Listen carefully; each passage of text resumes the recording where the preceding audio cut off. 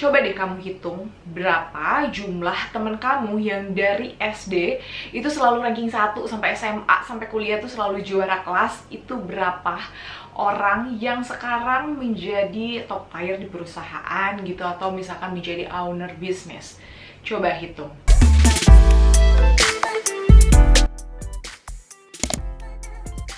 Semua, apa kabar? Ketemu lagi sama aku, Mendita.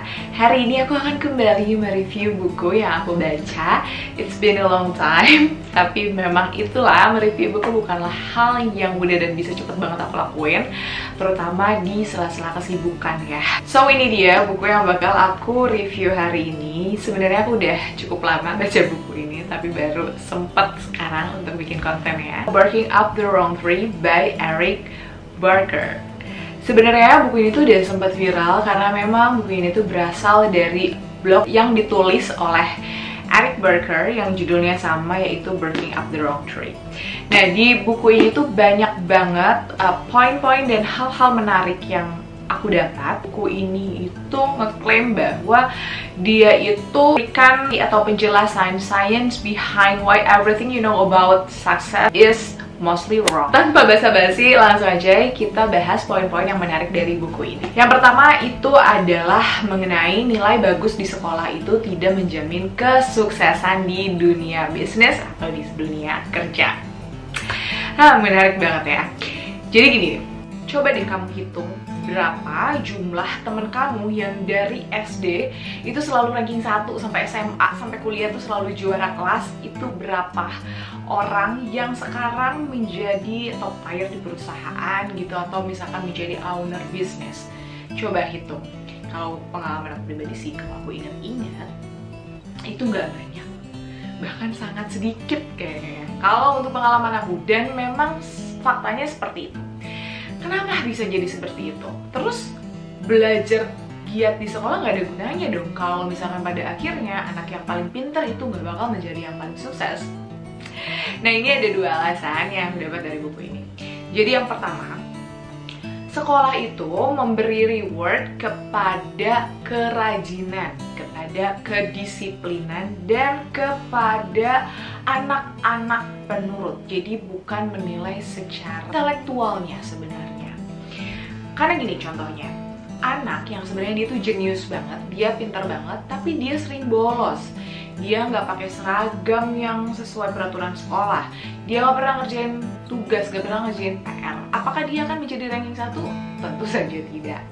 Itu alasannya. Jadi sebenarnya sekolah itu memberi reward kepada self-discipline, kepada konsistensi, dan kemampuan anak dalam mengikuti peraturan. Bisa jadi ada anak yang sebenarnya pintar, tapi mereka tidak penurut. So ya, itu dia. Dan kebanyakan kita lihat aja ya, owner bisnis itu memang rata-rata tuh bukan tipikal anak-anak yang penurut gitu. Lalu yang kedua adalah sekolah itu memberikan penghargaan kepada anak-anak yang bisa menjadi generalis. Zaman sekarang sudah mulai muncul banyak sekolah-sekolah modern yang gak ada sistem ranking, terus juga menghargai anak-anak yang memang hanya suka dan hanya jago di beberapa mata pelajaran tertentu saja, lalu juga bisa memilih pelajaran mana yang mereka sukai dan mana yang enggak. Tapi sekolah dulu itu kan ya, aku misalkan jago di seni, tapi aku nggak bisa bahasa Inggris, aku nggak bisa matematika, aku nggak bisa pelajaran lain, gak mungkin aku menjadi ranking 1. Jadi anak yang ranking 1 itu adalah yang memiliki nilai baik untuk semua pelajaran, jadi dia generalis.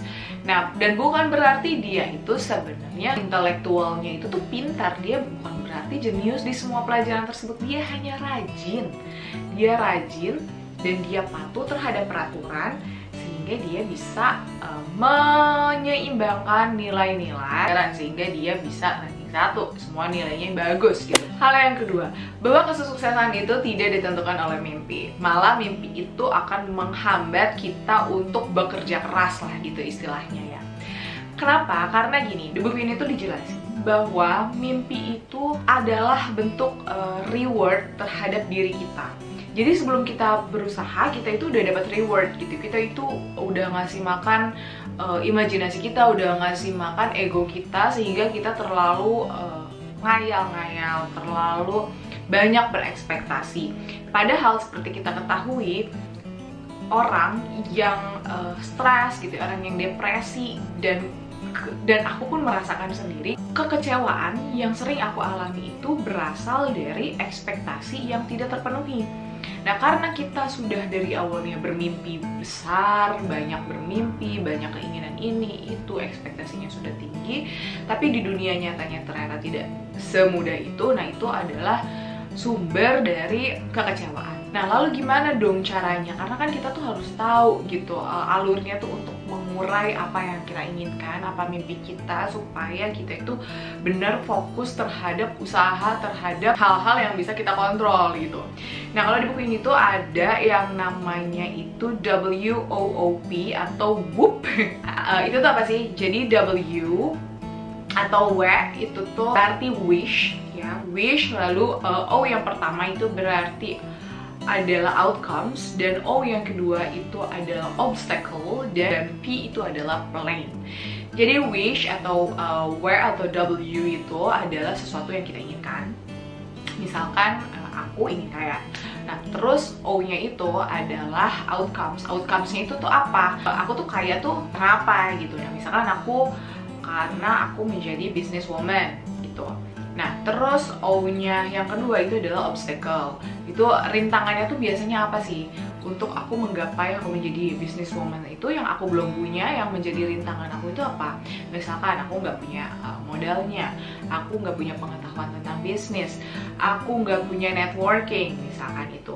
Nah, terus P-nya itu adalah plan untuk mengurangi si obstacle itu. Misalkan aku ikut kelas bisnis, terus aku fundraising, aku menabung, dan lain sebagainya. Itu adalah langkah-langkah yang lebih realistis untuk kita menguraikan keinginan-keinginan atau mimpi-mimpi kita, dibandingkan kita hanya berhayal terus kerja tanpa arahan. Jadi kita bisa merancangnya dengan itu tadi. Yang ketiga adalah hal yang terpenting yang bisa menentukan kesuksesan kita itu adalah salah satunya networking. Yap, bener banget networking, dan ini tuh beneran real terjadi. Coba kamu lihat deh, ada anak yang dulunya itu dia sebenarnya tuh nggak pinter, cenderung bodoh, tapi dia temennya banyak. Sekarang dia sukses menjadi seorang pengusaha. Karena apa? Karena bantuan teman lamanya. Jadi gini, manusia itu memang tidak bisa hidup sendiri.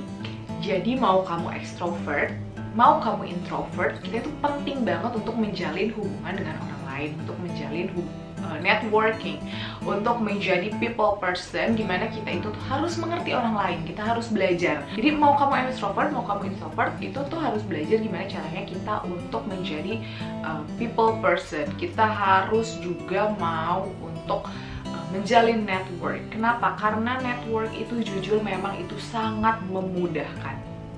Contohnya aku udah pindah beberapa kali kerja di perusahaan. Sekarang aku masuk ke perusahaan yang sekarang itu adalah karena teman aku, karena rekomendasi teman aku. Dan memang banyak banget. Jadi aku pun dulu pas pertama kali aku kerja di perusahaan besar multinasional, Diska sama manajer aku, dan tiap kali itu ada lowongan baru, itu pasti ditanya dulu, kamu punya teman nggak yang ahli di sini? Kamu punya teman nggak yang ahli di sini? Kenapa? Karena perusahaan itu tuh lebih percaya referral. Karena apa? Karena kalau kata bos aku itu, skill itu bisa diasah. Karena semua tuh kalau kerja tuh dari nol lagi loh. Karena di tempat kerja itu kita campuran, ada yang lulusan luar negeri, ada yang lulusan sekolah swasta dari kampus terbaik sampai terburuk, ada kemungkinan ada, dan semua itu sama, semuanya dari nol lagi. Nah, tapi yang sulit itu tuh adalah kecocokan. Attitude-nya cocok apa enggak? Kita bisa nggak komunikasinya cocok dengan dia. Dan kalau misalkan yang dikenal, misalkan teman aku, ya ada jaminannya aku cocok sama dia, ya bisa jadi ya dia satu karakter sama aku gitu loh. Jadi itu pentingnya menjalin networking, apalagi dalam berbisnis. Bisnis itu, networking itu penting banget.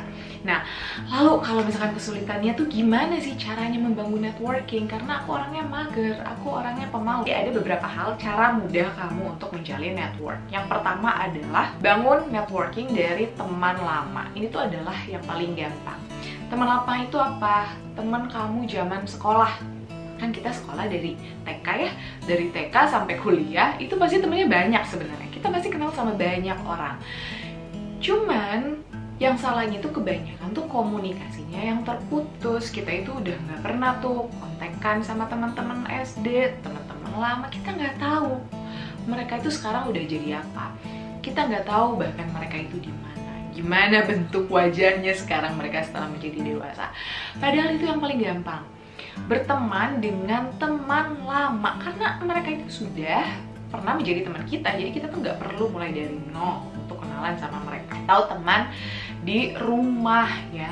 Kadang emang anak-anak zaman sekarang, termasuk saya juga, kita tuh sering ansos loh, sering mager gitu, kayak kenalan sama tetangga, main sama tetangga, itu tuh mager banget. Padahal kita nggak pernah tahu mau orang itu sudah sukses, mau orang itu belum sukses. Kita tuh nggak pernah tahu. Kita tuh nanti kelak itu akan butuh sama siapa. Manusia dari lahir sampai meninggal itu tuh butuh pertolongan manusia lain. Makanya kita harus bersosialisasi. Lalu yang kedua adalah berteman dengan teman kita atau mutual friends, sering disebutnya. Jadi ini juga salah satu hal yang mudah ya. Kalau misalkan kamu kenalan nih, kalau misalkan kamu punya teman, terus mau main, mau hangout, nongkrong di sebuah kafe, kamu minta dia buat ajak temennya dia. Jadi kalian tuh jangan cuma berdua gitu, tapi ajaklah teman yang lain biar rame, atau sebaliknya gitu. Jadi dari teman-teman kita tuh bisa ngejalin pertemanan lagi. Jadi temennya makin banyak, dan itu kan lebih mudah ya kenalannya. Beda sama kalau kenalan sama orang-orang random di tempat yang random, karena kalian udah punya mutual connection gitu. Atau kalau misalkan di social media juga kan kita biasanya tuh suka ada yang namanya mutual friends. Nah itu tuh kita bisa follow, atau kita bisa lebih ada koneksinya lah gitu kalau misalkan ada mutual friends-nya atau mutual connection-nya gitu.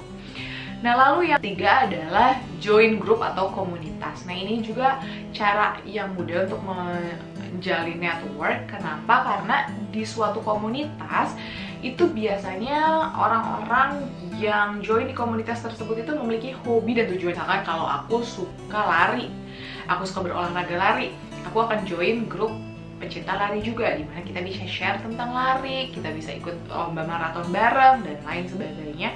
Dan itu tuh sangat mudah untuk menjalin komunikasinya karena kita nyambung, karena kita sama hobinya sama, kesukaannya kita sama, dan kita memiliki tujuan yang sama untuk bergabung di komunitas tersebut. Jadi itu cara yang mudah gitu untuk menjalin networking. Nah lalu yang keempat itu adalah luangkan waktu dan alokasikan budget untuk menjalin network. Tidak bisa dipungkiri, kita tuh butuh waktu untuk menjalin pertemanan baru ya, untuk menjalin network. Juga butuh uang, say ya. Gak mungkin kamu main sama teman gak pakai uang ya. Sekali-sekali kamu tuh pakai uang kamu itu, alokasikan budget dari gaji kamu, dari penghasilan kamu itu untuk mentraktir bos kamu, untuk mentraktir partner kamu gitu, atau untuk sekedar hangout bareng-bareng. Kalaupun kita bayar masing-masing ya pasti kita butuh uang juga gitu, butuh waktu juga. Dan kalau misalkan ada waktu itu sisihkan waktu luang itu tuh untuk jalan sama teman lama, ketemu teman baru, jangan cuma mager di rumah ya. Memang untuk menjalin networking itu butuh effort, terutama waktu dan uang tuh memang itu harus diluangkan keduanya. Lalu yang selanjutnya adalah setelah berteman selalu terkoneksi dengan cara follow up. Nah, sebenarnya gini, sebenarnya kan teman-teman lama kita itu sebenarnya adalah teman. Cuman kita itu salahnya tuh kita mager banget buat follow up, buat nanya kabar mereka lagi, buat basa-basi lagi sama mereka. Itu jadinya kita komunikasinya terputus, jadinya pertemanannya itu jadi makin jauh. Padahal sekarang dengan adanya sosial media, meskipun sosial media banyak buruknya, tapi sosial media itu lebih banyak lagi manfaatnya kalau memang kita manfaatkan secara betul-betul. Nah di sosial media kan kita bisa follow-followan sama teman kita yang bahkan ada di luar negeri, teman kita yang kita udah nggak tahu di mana, kita bisa ketemu tuh di sosial media. Dan apa susahnya kita itu mulai percakapan dengan hal-hal sedikit, misalkan likes postingan mereka, komen postingan mereka, komen story mereka gitu ya kalau di Instagram. Kenapa? itu adalah yang orang-orang suka, karena kita juga kalau misalkan kita posting sesuatu pasti kita tuh berharap untuk dikasih reaction dari orang lain kan, dan begitu pula orang lain. Jadi mereka akan ngerasa seneng kok kalau misalkan kita react gitu ya. Dan itu tuh bisa jadi awal mula obrolan tuh terjalin kembali. Hal menarik kelima itu adalah mengenai work-life balance. Ini menurut aku paling menarik. Kenapa? Karena aku pekerja dan aku juga millennials, kita itu memang cukup sering untuk membahas mengenai work-life balance. Kita sering mencari, kita harus nyari kerjaan yang work-life balance. Padahal kalau dipikir-pikir, arti sebenarnya dari work-life balance itu apa sih? Sebalance apa sih worknya gitu kan? Terus juga emang sampai di titik mana gitu balance-nya? Karena kalaupun kita cari itu nggak akan pernah balance dan tidak akan pernah ada, karena memang esensinya tuh manusia memang tidak pernah puas. Jadi ketika kita dikasih kerjaan yang sangat sedikit, nganggur lah ya, cenderung nganggur, kita pasti pengen kerja. Ketika kita kerjaannya terlalu banyak, kita pasti pengen nganggur, pengen istirahat, pengen liburan ya. Yang salah itu tuh adalah pengertian dari work yang selalu dikonotasikan negatif. Padahal work atau kerja itu tuh nggak selamanya negatif loh. Kalau misalkan kamu kerja tapi kamu happy dengan kerjaan itu, kamu bakal lebih happy kan. Dan menurut penelitian, orang yang depresi, orang yang stres itu malah kebanyakan dari orang-orang yang pengangguran, bukan dari orang-orang yang bekerja. Karena kalau kita kerja, terus kita tuh pikiran kita tuh bisa teralihkan. Sedangkan kalau yang pengangguran, kalau misalkan ada hal-hal yang mereka cemaskan, itu tuh kan lebih mudah gitu dipikirinnya. Dan ya mau nggak mau gitu ya, kenapa kita kerja meskipun capek tapi kita dapat duit cuy dari situ ya kan. Kita bisa memenuhi keinginan kita bisa beli ini itu. Kalaupun kita capek, ya udah uangnya kita pakai buat ya kita happy. Jadi kita masih bisa happy dibandingkan kalau kita nggak punya kerjaan. Sebenarnya bukan nyari balance-nya terus yang dikejar, tapi work-nya gimana caranya supaya ketika kita kerja itu kita bisa happy, kita bisa jalanin kerjaan yang memang sesuai dengan passion kita, sesuai dengan kemampuan kita. Dimana ketika kita dikasih kerjaan banyak, kita tuh seneng gitu. Selama kamu masih mendapatkan hal itu ketika kamu kerja, ya udah fine, nggak apa-apa, kerjain aja gitu. Nggak usah terus kayak capek sedikit minta resign karena nggak work-life balance gitu. Karena sampai kapanpun nggak bakal ada work-life balance. Dan orang-orang tersukses di dunia pun itu hidupnya nggak akan balance antara work sama mager-mager leye-leye liburan, nggak akan pernah ada. Nah yang keenam itu adalah mengenai tidur. Ya aku tahu tidur itu penting, dan aku juga yakin semua orang tuh pasti percaya dan tahu bahwa tidur itu penting. Cuman masalahnya kita tuh tahu itu penting, tapi kita tuh nggak pernah serius untuk menanggapi bahwa tidur tuh beneran penting. Kita tuh harus menjaga pola tidur kita. Kenapa? Karena tidur itu sangat berpengaruh terhadap situasi kita, mental kita, otak kita.